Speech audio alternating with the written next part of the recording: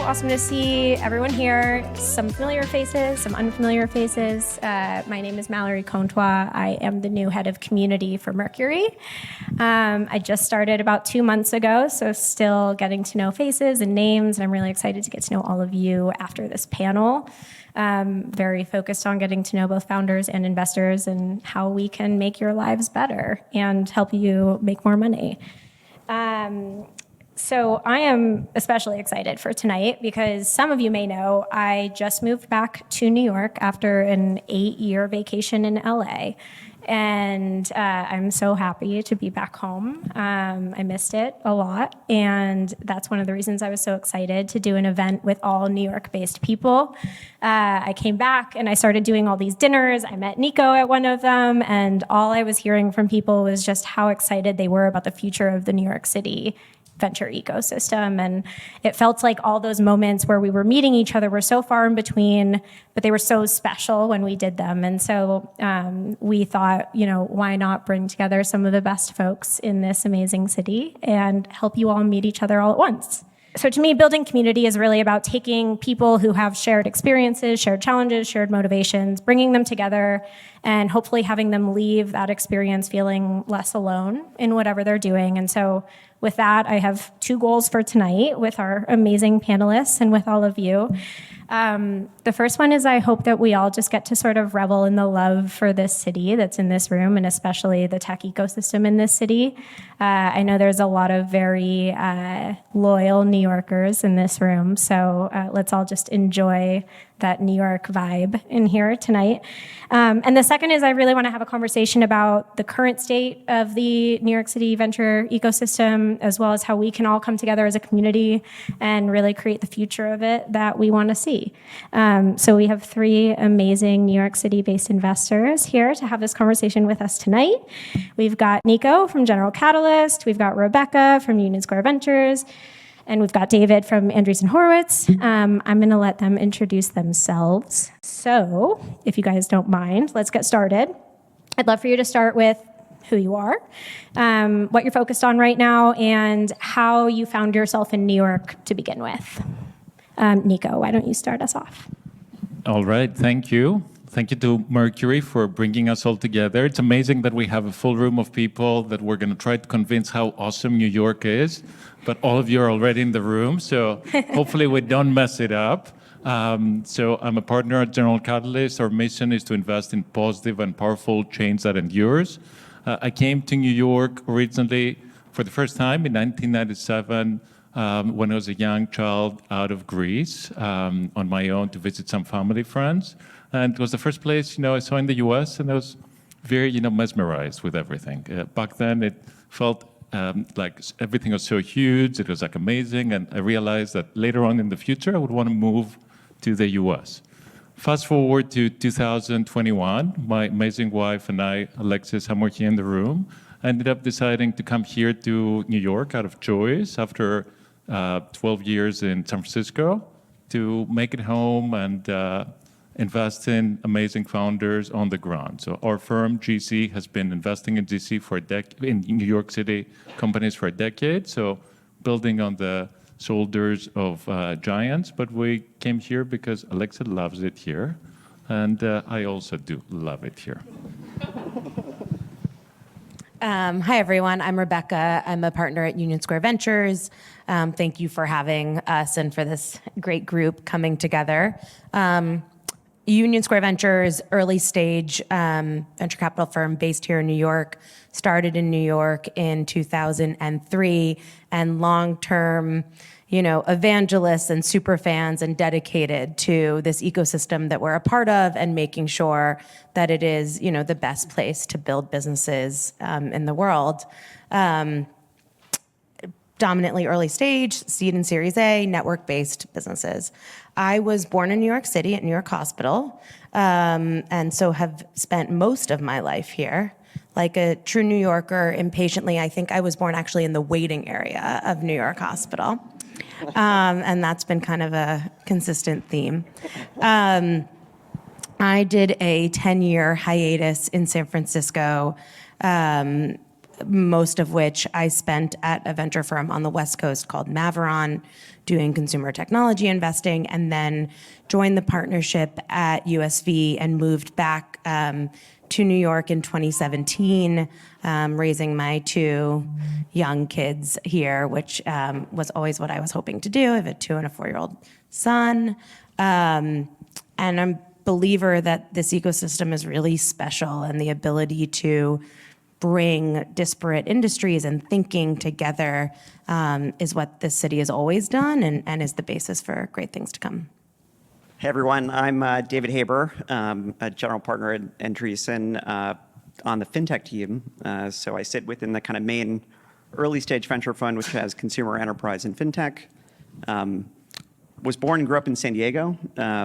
Actually went to college with Rebecca, and she grew up with my wife here in New York City. And I moved to New York in 2009, so I sort of at least grown up here professionally. First got into venture in 2011 at a firm called Spark Capital, initially up in Boston, and then I helped open their New York office in 2012. Left, started a fintech company in 2013 called Bond Street, named after, in my opinion, the best street in New York City, obviously. And then joined Andreessen about a year and a half ago to help open their office here. So it's been really fun to sort of see the resurgence of New York tech, and I don't know, in my opinion, sort of a second wave. Yeah. Awesome. I love that we have such a span of New York lifetimes on the couch as well. I think 2 points to Rebecca for being the longest standing one here, but we'll Thank you keep so score as we go. Okay, so let's dive in. I want to start with sort of you as individuals operating and investing in New York and your sort of relationship with the city as an investor. So I would love to hear a little bit about why you've chosen to build your career as an investor here in New York City. I think it's a very sort of deliberate choice. Obviously, there are other places that you could be, not naming names. And so I would love to hear a little bit about that choice, and whoever feels inspired to go first. Sure. I'm happy to jump in. It's one of my favorite lines, but I believe this, which is that I've always believed opportunities live between fields of expertise, and I find myself really enjoying sort of spending time at those intersections. And it's one of the reasons I've always loved fintech, because I've always really viewed it as a horizontal that kind of cuts across other categories. But I also sort of see it as like a metaphor for New York City, because I think in many ways, New York is known for technology cutting across kind of all of the large incumbent industries here in the city. And I find that the most interesting investments here in New York are those that live, again, at the intersections of technology and finance, or media, or fashion, or biology, or advertising. There's a host of amazing industries and large incumbent businesses here, and a crop of amazing talent. And I think it's just very hard to bet against New York City. I think if you're young, ambitious, you're hungry, of course you're going to come to New York City, and that's, I think, what the city's always been about. Yeah, I think a couple of things. Both Nico and I have spent a fair amount of time investing in the Bay Area, and there's very interesting benefits to doing so. But I also believe we're at a particular time where, to David's point, the intersection of software and industries and how industries come together and what happens when things collide are actually where some of the most interesting things are happening. And New York is really, really well positioned for that, right? We're the heart of many industries, and and what we've been seeing is talent is coming to meet it, because particularly in the pandemic, when it turned out, well, at the beginning of the pandemic, everyone left, right? We were like, maybe no one can ever live here ever again, except that's not how New York works. And as that all settled out, when people could live anywhere they wanted to live, they moved to New York because New York's the best city in the world, right? Like, it's like kind of dead simple, right? That when you can choose where you want to be, you're going to choose to be here. And that has opened, obviously, and that has opened the door for talent to meet this opportunity, I think, of software and industry intersecting. We also talk a lot at USV about New Yorkers as critical optimists, which is something that I really love. I think New Yorkers are like both highly critical, and you have to be an optimist to be here. The city is insane, right? It makes no sense in 100 different ways, and you wouldn't live here if you weren't, both critical and also inherently optimistic. And I think that is such a great fit for starting companies and breathing life into things that don't exist. So I think there's a lot of advantages to that. Yeah, very well said, from both of you. For me, what's particularly interesting is what has happened after COVID in particular. So at GC, several of us spend the bulk of our time investing in technical young founders who are building products for themselves. And before COVID, like 80% of the ridiculously ambitious ones in that crowd were in California. After COVID, it's actually, for people in their 20s, about 50-50, which is like insane. And the reasons are several. Of course, as Rebecca said, this is, the best place, to be if you want to live here. It's a very aspirational city to live. We all learned from Zooming, from home that from a time zone standpoint, if you get started in Europe, in North Africa, in the Middle East, it's much more manageable than starting your US office in California. And then it's a city that you gotta hustle pretty hard to make it happen. When I was growing up in venture, I thought LA actually would be the awesome, number 2 spot. As Mallory, probably you thought for a moment in time. Yeah, it didn't happen. But what happened with New York is, if you come here and you join a startup or you start one, you have a couple of years to really, make it happen. Otherwise, the place is unwelcoming. The winters are tricky. It's very expensive. So this attracts a lot of ambition and grind, which are the necessary elements that all of us in the room really thrive upon. I love that. What did you say, Rebecca? Critical optimist? How many people identify as a critical optimist? I feel like that very much resonates with me. It's a great one. Okay, Rebecca, I'm going to have you start with this one. How have you integrated the location of being in New York City into your sort of personal brand as an investor? I know in your Twitter bio it says New York City forever, which is why I'm starting with you. Yeah, you sent us these questions in advance, and I had to think about that because, I'm in New York. I don't know. It's always been part of my brand. That's also an answer. I was talking to my husband. I was like, I don't know.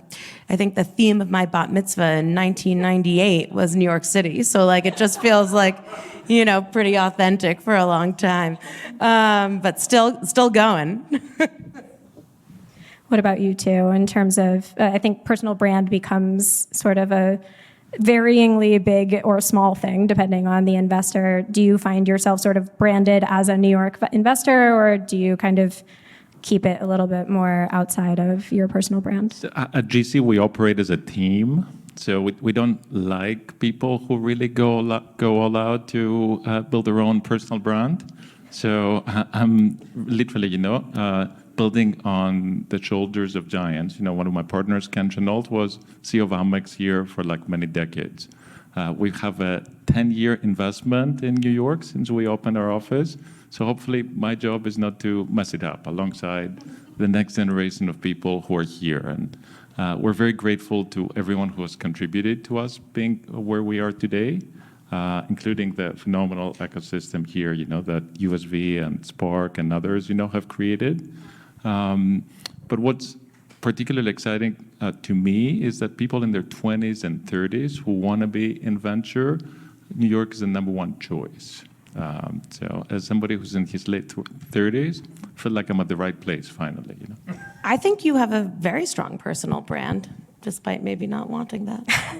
Don't tell him, Rebecca. He doesn't know. I think, and Dreesen, despite the firm size, historically was not just US-centric, it was fairly West Coast. And so when I joined, they hadn't yet hired a general partner outside of the Bay Area. And so I think in some ways, I've always sort of I've always liked the idea of sort of helping push out the perimeter of the firm. I think I'm more proud of the fact, though, that my wife now considers me a New Yorker, which was harder earned in many ways. I forget that you're not a New Yorker, because you've made New York part of your brand for a long time. Maybe that counts, too. I'll take that one. Yeah. That definitely counts. That's a big compliment coming from Rebecca, I feel. People are surprised I'm from San Diego. Yeah. Cool. Okay, last one on this topic. you spoke to it a bit, but in terms of investments, ratio of like New York-based investments versus across the country versus global, how do you kind of end up sitting? How do you think about it? So at GC, 70% of our investing is US-based, US-centric. The rest is in Europe and India, a little bit in LATAM as well. In terms of early stage, seed and Series A, we make about 40 seed investments a year and 10, 12 Series A's. It's basically 60% San Francisco, about 30% New York, the rest, in other parts of the US for the US-centric ones. We'll work on flipping that ratio. We used to, USV's portfolio is largely North America and Europe, now somewhat of a hub in South America, and some scattered investments, particularly in our climate fund in India, but not very many. We used to track a lot, what percentage was in California or New York, and the numbers have vacillated. We love when we can invest in teams in New York. It's become harder to track because of the following reason.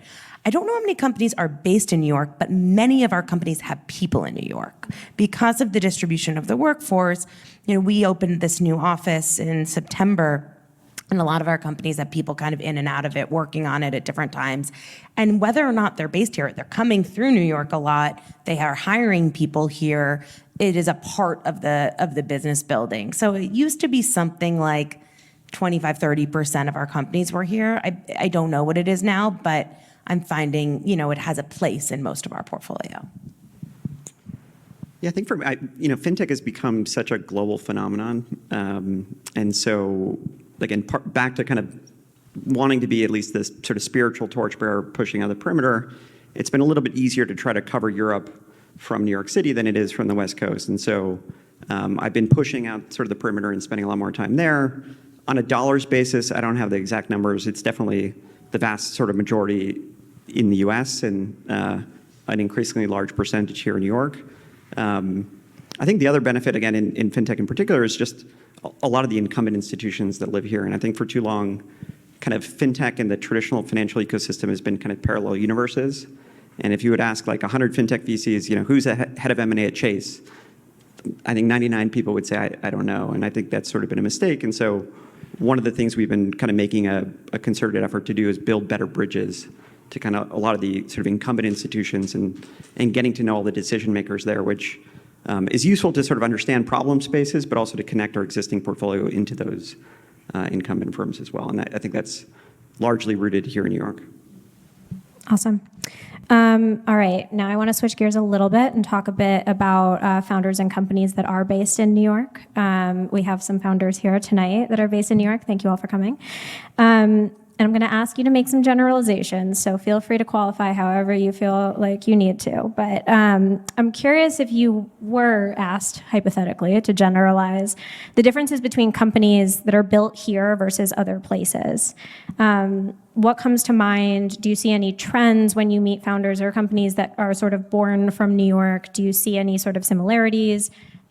None at all is also a totally appropriate answer. I'm just curious.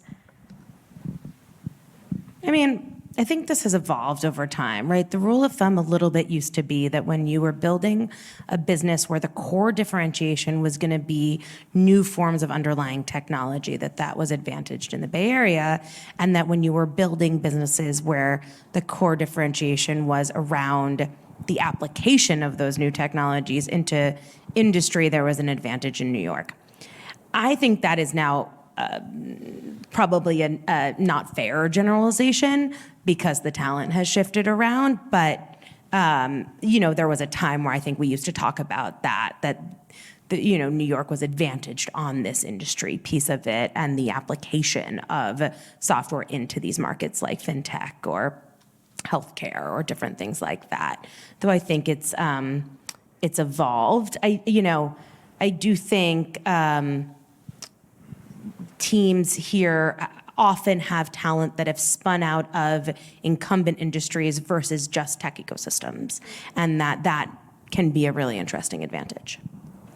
Yeah, so to make a few generalizations, as you said, which is hard, I think if you're a really nerdy founder, you may find New York really overwhelming because there are so many choices. People would judge you, how you dress like, who you hang out with.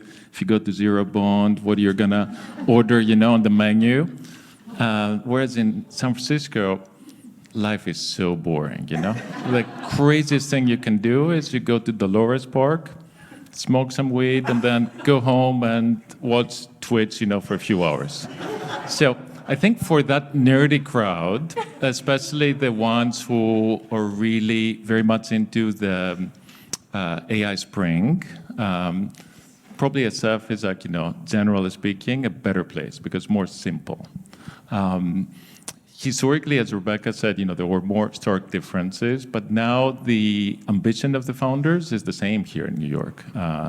And with all the immigrant folks, like fresh off the boat people like me, who decided to move here, you get to see actually some awesome enterprise companies here in New York too, which historically, might have not been the case as much. Maybe, one thing that I see a lot of the younger talent do here in New York, the non-technical ones, they're still a little bit obsessed with like serving brands, which personally I don't love as much. Whereas brands, B-R-A-N-D-S. Oh, okay. Yeah. Also Thanks brunch. for the accent, yeah. Yeah, so they're obsessed, with like building products, for others who are normally shitty companies, whereas in California, you would see the obsession with I'm building my own product. It's on its own will be a platform one day, more hopes and dreams, in other words.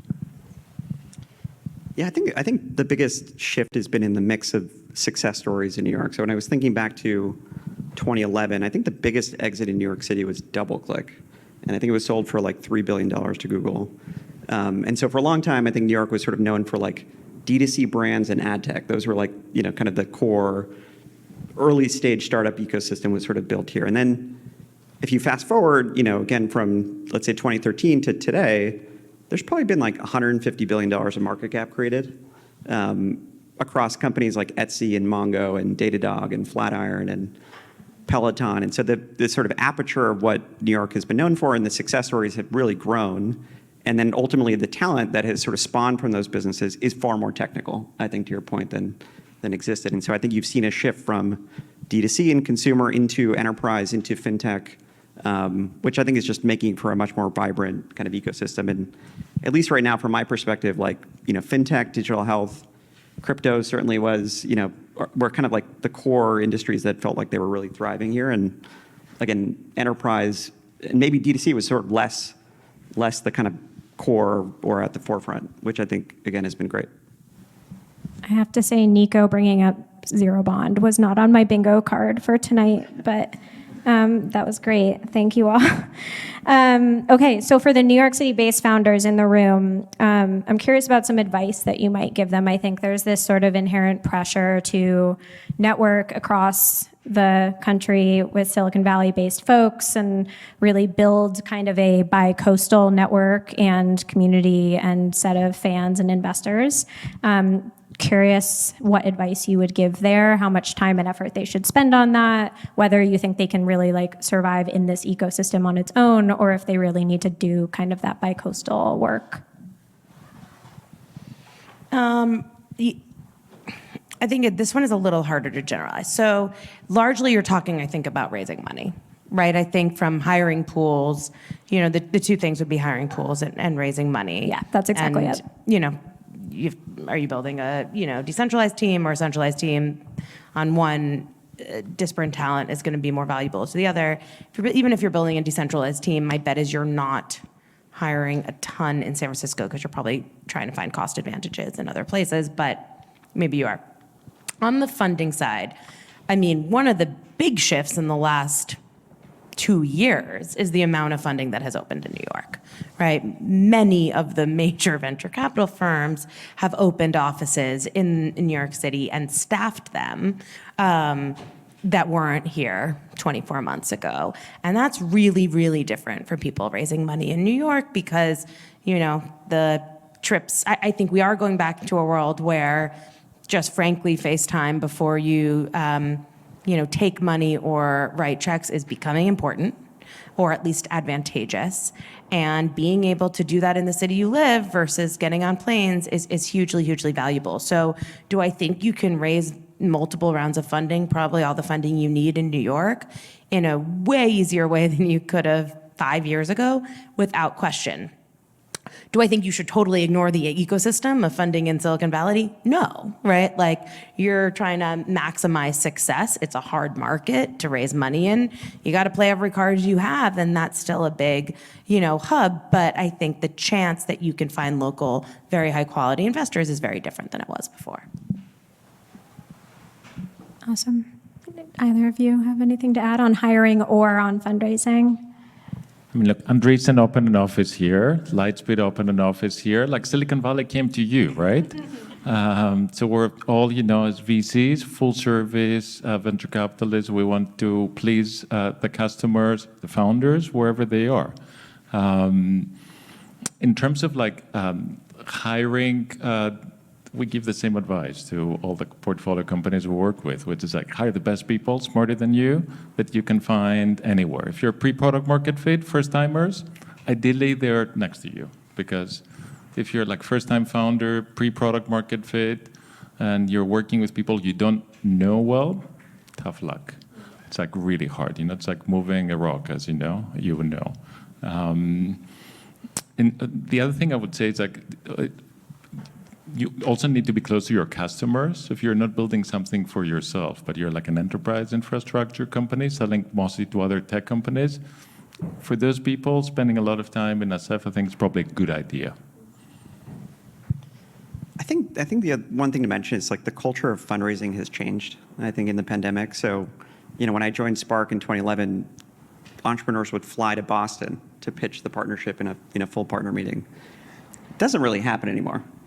Nobody's really flying across the country to raise money in the same kind of formal way. And so, while you can raise money on Zoom much more efficiently, I think, than you ever were able to, and I think people have gotten comfortable with that idea, there's still value in obviously having FaceTime. And so I think, it's really also about the individual person you're going to raise money from. And so even beyond the brand, in my opinion. And so I think spending time with that individual and making sure it's a mutually good fit is the most important thing, wherever they are, in my opinion. Well, Yep. I remember the days we're asking people to fly to Boston, to fundraise from us. Yeah. Crazy. Yeah, I did it as a founder also. Was not fun.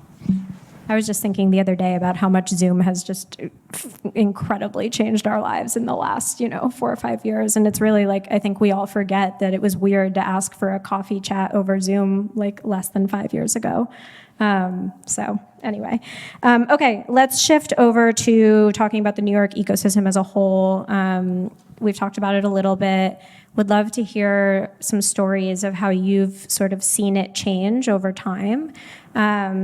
Curious specifically about if there are any pivotal moments you remember, or anything. I know you've talked about post-financial crisis and how that changed things, just how this ecosystem has developed over time, obviously in terms of fundraising dynamics, but also in terms of building, in terms of types of companies, in terms of momentum, whatever comes to mind. Yeah, I graduated in 2009, so kind of into the financial crisis. And I think the tech ecosystem always was, and I still believe it is, was sort of the underdog industry relative to, again, to all the other larger, more established industries that were here. And I think that was especially true then, right? It was sort of non-consensus to go into tech in 2009. The ecosystem was incredibly communal. The New York Tech Meetup was a big thing. There was Hackers and Founders in Madison Square Park, if people remember that. It was probably a group of 400 or 500 people. It was relatively small, and that's probably 50x, or probably more than that. Those numbers are probably off, but directionally, I think that's sort of accurate. And anyway, I think that's a great thing, and I think it's. I've always felt like the New York ecosystem has been particularly communal and supportive of each other, and less sort of cliquey in many ways than other markets. Yeah, I think it's interesting to think back on what were turning point moments for the New York tech ecosystem. I think one was when Google and Facebook opened offices in New York, Google first. That now feels obvious, but those flags were important to this ecosystem and have spun out a lot of talent. probably not as much over time as people thought or as some of the other hubs will, but important. DoubleClick was a big one. And then the series of even bigger, liquidity moments after that is probably the most important one, because if you look at the story of the Bay Area, it's ecosystem formation. And for that to happen, you need these massive events where full teams can spin out of them, right, and create the new companies and that produce angels that are going to put that money back into the ecosystem at the earliest stages. That's effectively the story of ecosystem development, and it took those exits to really start seeing that happen in New York because, even after USV and others had opened here, you still need that pre-seed, really early angel money that institutional capital here wasn't filling and is not typical of people on Wall Street. Right? One-off, yes, but not in kind of a systematic way that now there's a lot of here, but wasn't then. And then I think the last one is, I think in the history of New York, when this story's written in 100 years, the last 18 or 24 months of these major Silicon Valley firms opening offices here is going to be a big part of that too. That wasn't on my bingo card 10 years ago for sure, and many of them said they'd never do it, and changes things, I think, a lot for the ecosystem. Where do you feel like we are in terms of that flywheel starting to spin? Do you feel like we're at the very beginning? Do you feel like we're kind of in the middle and it's picking up pace? Do you feel like we're like full speed?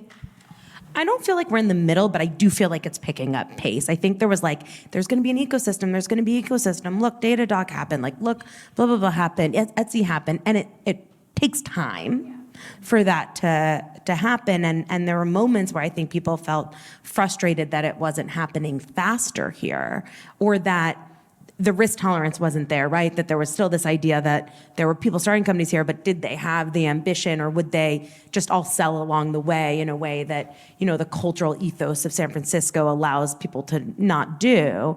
And I think we're seeing that kick in, which still to me is first quarter, but different than it was. What about you, Nico? I think it's been well covered, from David and Rebecca. I do remember one of my first assignments at GC 1 year in was in the summer of 2011. The firm flew me from SF to come here to map the technical talent ecosystem in New York. Wow. And do you still have the work you did? I do have the Excel spreadsheet. Wild. And it was 300-400 people. And as David mentioned, you could go to General Assembly, which is literally across the street from here for some older people, in the room, maybe remember. And you could meet, if you went there a few times a week, pretty much everyone that mattered. Yeah.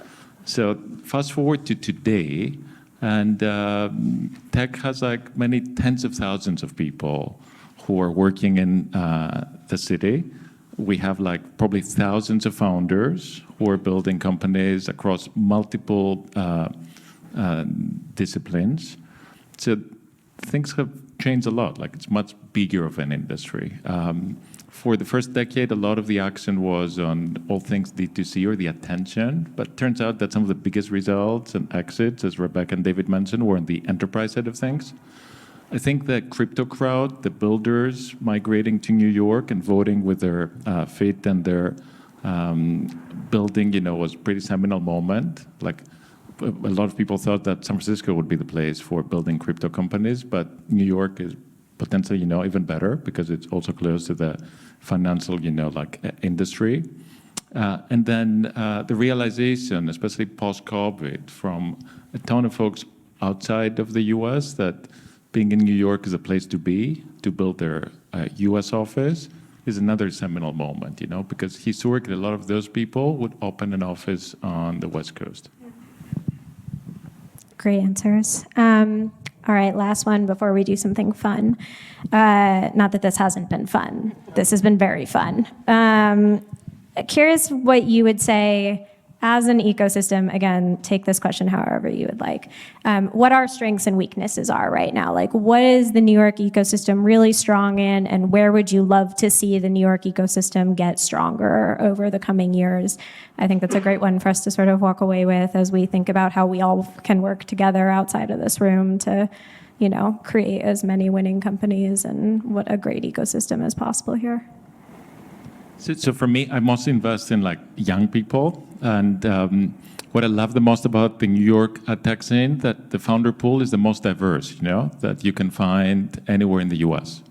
And because like the population, like statistics have spoken, the Gen Z generation is the most diverse generation. So if you can find, the bulk of those people here in New York, and you're doing early stage investing, probably, the results in a few years are going to be pretty epic. So that's what I'm the most excited about. That crowd you cannot really find in the Bay Area. What do you think needs? I was going to say, you can't skip the hard one. What do we need to do better? Thank you for the reminder. I appreciate that. So what we need to get better is just like, just wait, like the whole ecosystem, it's compounding every year.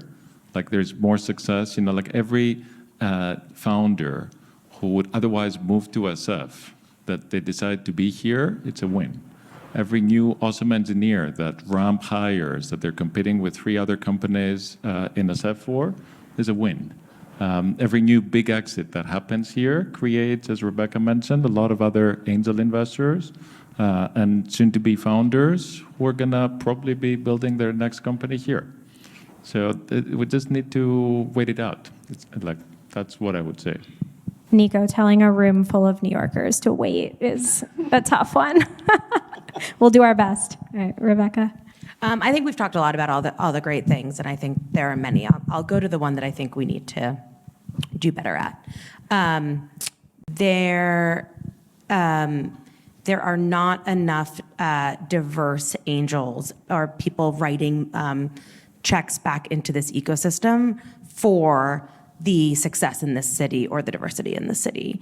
There's, I think, a lack of understanding, a lack of feeling like there's access or opportunity in it. And so that we aren't creating enough wealth through that channel for diverse people, and we're not getting the benefit for founders from that channel. And so we need to all figure out how we can activate people who have made money in this tech ecosystem in New York to put it back into it, particularly the more diverse people. I still believe that what New York, one of the best things about New York is the companies that live at the intersections, and it's sort of a testament to the team that we built. So we're not just investing in fintech here, but my partner David Yulovich runs what we call like our American dynamism practice, which is investing in defense and supply chain and manufacturing and energy. Zane joined us recently as a general partner focused on DevOps and cybersecurity. We have 75 people in New York now. So about 30 of those people are focused on crypto, and then investors across basically all of our areas of focus, including healthcare and these other areas. So I think, again, New York is just the aperture of what New York sort of stands for, and technology sort of cutting across all these large incumbent industries is the thing that I think is in many ways most special about this ecosystem. In terms of what the city probably could do better, I think that the knock historically, at least on New York, was just the depth of technical talent. I think that's changed radically. You've had things like New York, Cornell Tech, which I think has been a big win, in the last several years. Think, Columbia and NYU. But I think that's still something that I think New York can continue to invest in. And I'd love to see the government kind of help push that forward as well. Awesome. All right, we're going to hard pivot to something a little bit more fun. We're going to do a New York City themed speed round because you guys are all tastemakers, whether you want to be or not. So we're going to go through and find out what you do here so other people can do those things too. If you panic and don't have an answer, just, I don't know, tell me, and that's fine. Okay, we're going to start with hopefully an easy one, and we'll just go down the line. Favorite restaurant? I would probably choose an al pastor taco at Los Tacos Número Uno over any Michelin star Whoa, restaurant the in New York San City. Diegan is choosing tacos here? The guy grew up in San Diego, actually. I'm sorry, you're a New Yorker now. That's true. Right, we talked about this. They're very New York, too.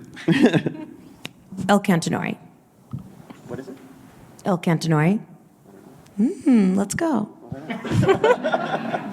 So this is the most stressful question because Oh, no, don't be stressed. Rebecca, asked me, what I would answer, and I gave the answer, and she was like, "That's not a good one." Oh, So no. I'm gonna surprise Rebecca now. We're not here to judge you. And I will promote, like a Greek place that's also, Californian inspired, Lola Taverna. I've heard good things about Lola. All right, the next one. Favorite place for a walking meeting? Central Park. Central Park. Soho? Good one. Favorite place for a coffee meeting? Central Park. Where are you getting the coffee? Birch Coffee, 97 in Columbus. Oh, okay. David and I are Upper West Siders, so we're biased here. Okay, so is your answer the same? My answer is the benches outside the Natural History Museum, coffee. I'm a deli coffee kind of person. True New Yorker. Blank Street Coffee from anywhere. We're investors. Very affordable. So please, On a quarter near you. Nico, you do stick to the script. All right, best museum in New York? Hard. I'll say Natural History Museum. Or favorite? Doesn't have to be the best. But I'll just switch it up. MoMA. I need to choose another one. Whitney Museum. If you don't love the art, the views are gorgeous. You guys can like the same thing too, if push comes to shove. All right, favorite activity to do with friends when you're not working? Underscore on not working. This is very random, but I went skeet shooting recently, which was very fun. In Like New York clay. City? No, not in New York City, but outside. I was like, that feels dangerous. Yeah. It's still New York, but not New York City. Also not on my bingo card. Try new restaurants. Walking around Soho. Nico, I feel like I have a very clear picture of your life after this. It's great.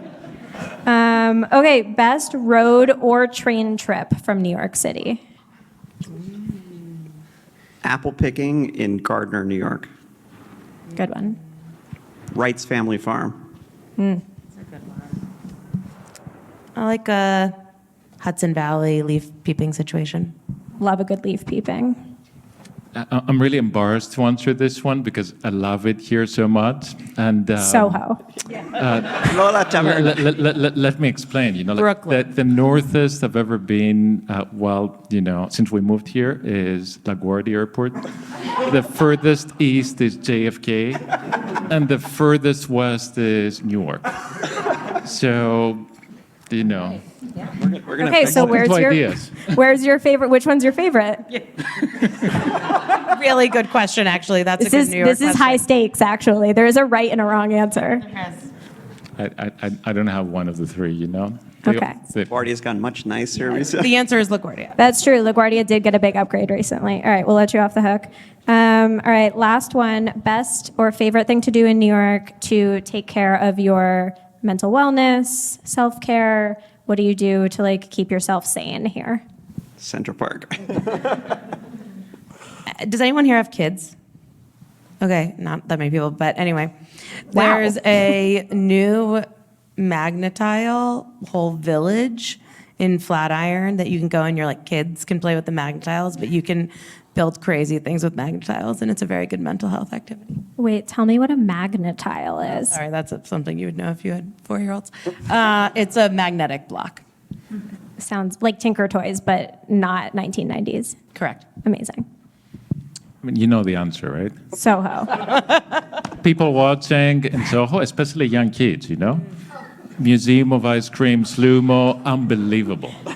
Get it on the record. Nico loves the Museum of Ice Cream. That's his favorite museum here in New York. Okay. That's all for today, folks. Thanks, everyone. Thank you so much to our panelists. Thank you for coming. We're here until 9. I have no idea what time it is right now because I made the mistake of not wearing a watch and there's no clock in here. But we have food and drinks. I hope you all will hang out and get to know each other. You all have stickers, so you'll know who each other are, sort of. And enjoy yourselves. I hope I get to meet some of you.